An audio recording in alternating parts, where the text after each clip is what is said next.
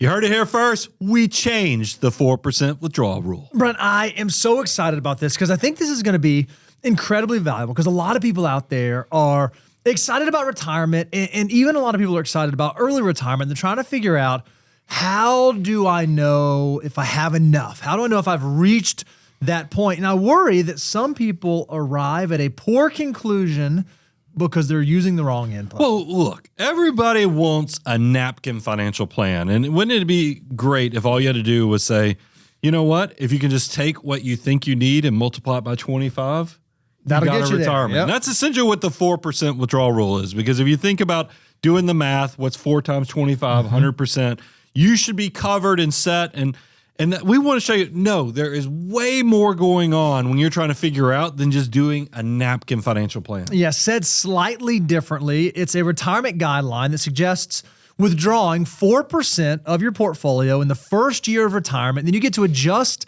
that amount every year for inflation. So you build up this big pot of money, you take that big pot of money, you multiply by 4%, and that is what you get to live off in retirement. That's what a lot of people have used, and that's what a lot of people use for their planning. But where did the 4% rule come from? Yeah, it actually came from a financial advisor, Bill Bangen, came up with the idea, and then it was popularized by the Trinity study. But even Bill has come out and said, maybe 4% isn't exactly right. Maybe we can even adjust the 4% rule a touch. Yeah, I mean, now realize this has got asset allocation built into it, so you do try to limit volatility based upon your asset mix.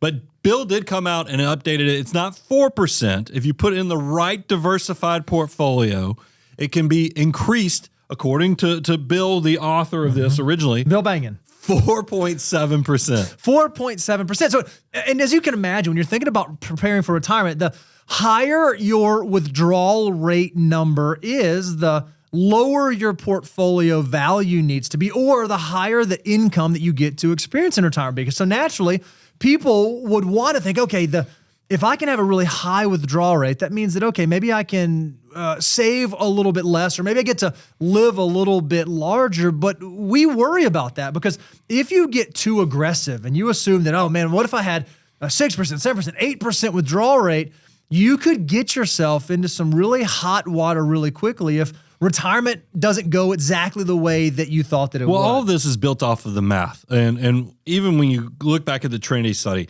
they're assuming a 30-year withdrawal period. You know, but the thing is, we've covered the FIRE movement. We've talked about the FIND movement, where you move from financial independence to the next endeavor, because maybe, especially if you're doing this in your 40s or 50s, you're not ready just to play golf or sit on the beach.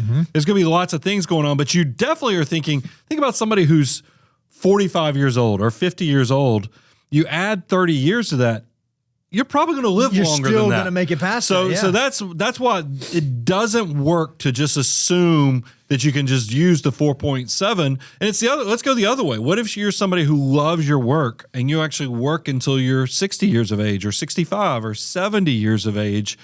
That should not have the same withdrawal rate as somebody who retires in their 50s or 60s. Yep. So there needs to be some type of elasticity or flexibility to what your withdrawal rate is. Yeah, instead of having one safe withdrawal number, and again, we're going to talk about where it's useful and where it's not useful. Instead of having one, perhaps there should be a range. Perhaps there should be a little more elastic. So we tried to take some money guide dust and sprinkle it on the withdrawal rate rule to come up with something pixie money that could be a little more helpful for you. And this is what we came up with. If you're someone and you're going to retire past the age of 75, and we're going to assume a normal life expectancy for most adults, then your withdrawal rate could likely be higher than 4.7%. You could actually likely go up to 5.5%. If you retire in your early 70s, maybe you subscribe to a 5% withdrawal rate. Normal retirement age, 66 to 70, 4.5%. So right there at that 4.7% range. But if you're someone who's going to retire early, and maybe you're going to retire between the ages of 56 and 65, we would argue you should stick with like a 4% withdrawal rate.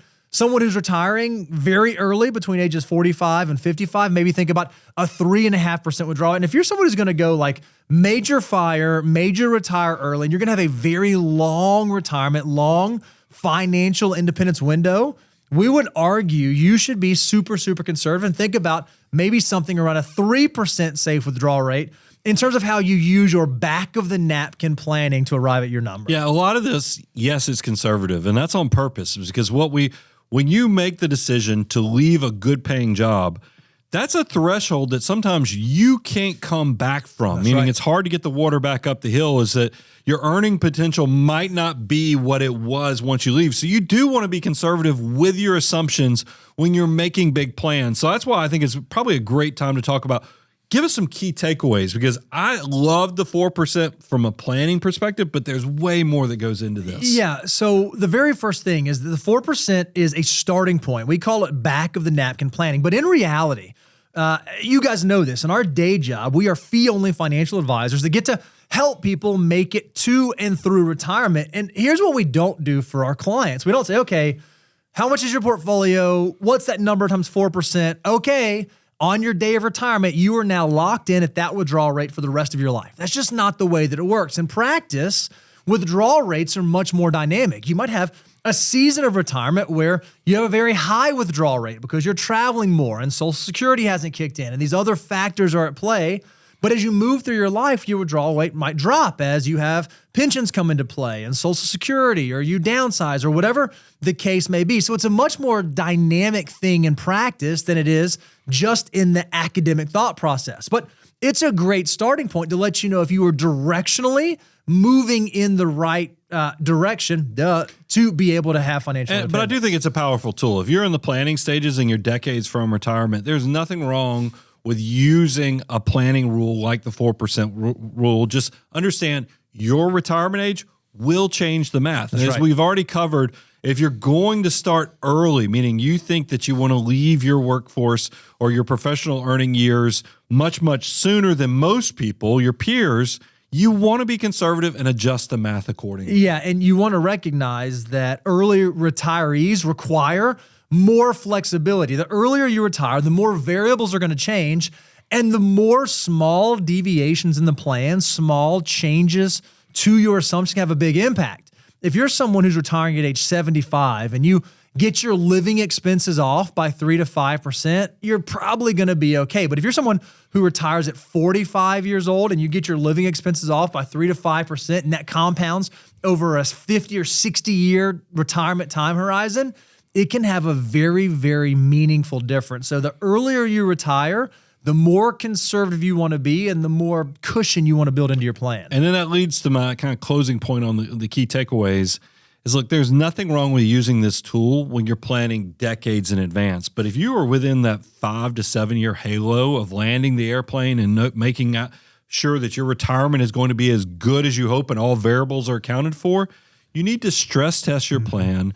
You need to kind of thinking about taking the relationship to the next levels, because that is where you're going to get a lot of answers that are personalized to you instead of just using this planning tool. Now, it's possible that you're out there and perhaps you're still a long way away from financial independence. Perhaps you're not even really thinking about your withdrawal rate just yet. That doesn't mean that you can't still be future-minded. We want you to go, if you haven't done this, go to moneyguide.com/resources and play with our wealth multiplier tool. Because at least what this can do is you can take the current savings that you've accumulated up to this point. You can drop in our wealth multiplier tool and you can see what that savings is on track to turn into by the time that you get to retirement. And if you get to a normal age 65 retirement, then take that number, multiply it times 0.04, and it will give you an idea of what a 4% withdrawal rate would be able to produce for you at that age. And you can begin to ask the question, okay, am I on path? Am I on track? Am I behind the curve? Am I ahead of the curve? We want you to be able to use these tools to be able to navigate your financial circumstance to ultimately be able to lead the life that you want to live. Let's just have a moment. Let's just have a moment, right? Love it. Ditto.